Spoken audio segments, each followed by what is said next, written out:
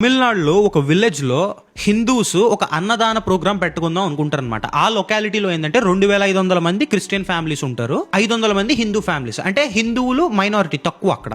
అయితే ఈ గ్రౌండ్ ఏదైతే సెలెక్ట్ చేసుకుంటారో అక్కడ క్రిస్టియన్స్ వచ్చేసి ఇది కుదరదు, ఇక్కడ మేము ఈస్టర్ జరుపుకోవడానికి యూజ్ చేస్తాం, ఇది మీరు ఎట్లా జరుపుకుంటారో అన్నదానం పెట్టకూడదని చెప్పి అడ్డుకున్నారనమాట. కోర్టుకి తీసుకెళ్తే కోర్టు ఏం చెప్పిందంటే జరుపుకుంటే అందరూ జరుపుకోండి, లేదా ఎవరు జరుపుకోకండి అని చెప్పిందనమాట. Culturally we are Hindu country. కాన్స్టిట్యూషనల్గా Indira Gandhi గారు తీసుకొచ్చి సెక్యులర్ అనే ఒక వర్డ్ని యాడ్ చేసేసినంత మాత్రాన ఓకే సెక్యులరిజం పాటిస్తాం, టిల్ ద ఎండ్ సెక్యులరిజం అనే దారిలోనే వెళ్తాం. కాన్స్టిట్యూషన్ ఎప్పుడు పుట్టిందండి? కాన్స్టిట్యూషన్ ఉండక ముందు నుంచి కల్చర్ ఉందండి. 5000 years ఆఫ్ సివిలైజేషన్. సనాతన ధర్మ, ఇట్స్ సనాతన ధర్మ కంట్రీ, దాన్ని ఎవరూ చెరపలేరు. కానీ ఇదే నేలమే పుట్టి ఈరోజు ఇదే నేల మీద ఒక హిందూ అన్నదానం జరుపుకోవడానికి కూడా కోర్టుకు వెళ్లాల్సి వస్తుందంటే ఎంత దౌర్భాగ్యం. నేను అందరినీ వైలెంట్ అయిపోండి అని చెప్పట్లే, కమ్యూనల్ వైలెన్స్కి దిగండి అని చెప్పట్లే.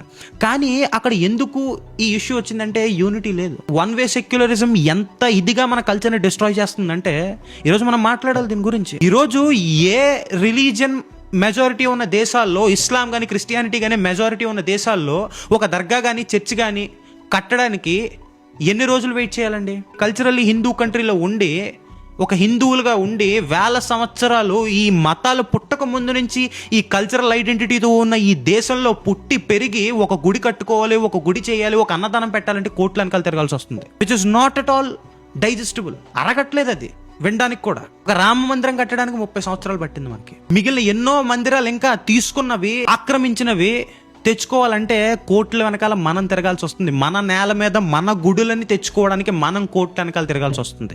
ఇంతకు మించిన దౌర్భాగ్యం ఇంకేం ఉంటుందండి అసలు? ఒక ఇస్లామిక్ నేషన్లో, ఇస్లామిక్ కంట్రీలో ఇట్లాంటివి ఏమైనా జరుగుతాయండి? ఒక దర్గాను ఆక్రమించేసి కోర్టు వెనకాల తిరగడం ఉంటుంది. అబ్బే 5 నిమిషాలు పడుతుంది వాళ్ళకి దర్గా వెనక్కి తెచ్చుకోవడానికి. అసలు జరగదనుకోండి, అది వేరే విషయం. మన దేశంలో సెక్యులరిజం ఎక్కువైపోయింది కదా. సెక్యులర్గా ఉండద్దు అని చెప్పట్లే, కానీ మరీ గుడ్డోళ్ళలా ఉండకండి. ఒక ముస్లిం తన ఇస్లాం విషయానికి వచ్చేసరికి స్ట్రాంగ్గా నిలబడగలడు, ఒక క్రిస్టియన్ తన క్రిస్టియానిటీ విషయానికి వచ్చేసరికి స్ట్రాంగ్గా నిలబడగలడు. కానీ ఒక హిందూ నిలబడలేకపోతున్నాడు. సెక్యులరిజం అంటున్నాడు. అంటే మన వైపే వచ్చేసరికి ఎందుకంటే సెక్యులరిజం, నీ ఇంటికి వచ్చేసరికి ఎందుకండి సమానత్వం? వేరే వాళ్ళ ఇల్లులు వాళ్ళు చూసుకోవచ్చు, కానీ నా ఇల్లు కూల్చే టైంకి నేను సమానత్వం పాటించాలంటే అది ఎక్కడ సమానత్వం అండి? అది సమానత్వమే కాదు. అది ఇప్పటికన్నా స్పీక్ అబౌట్ ఇట్.